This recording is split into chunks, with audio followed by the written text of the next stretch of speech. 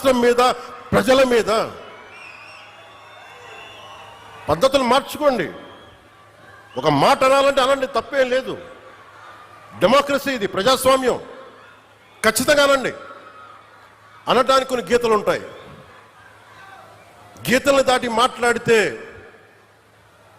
మీ చేతికి మళ్ళీ ముద్రలు వేయడానికి ఏముంది. అలా మాట్లాడే వాళ్ళు చెప్తున్నాను ఇప్పుడే,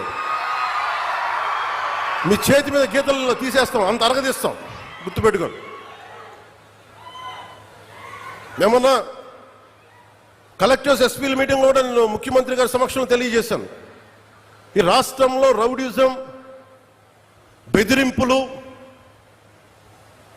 మన ఉత్తరాంధ్రలో కూర్చోబెట్టి కొంతమంది బెదిరించి ఒకటే చెప్పాను, రౌడీజం చేసే వాళ్ళని బెదిరించి వాళ్ళని పంపించి కదా మనం వచ్చింది. మనం అలాంటివి చేస్తే మనకి వాళ్ళకి ఏంటి తేడా? ఇది నేను చెప్పాను. నేను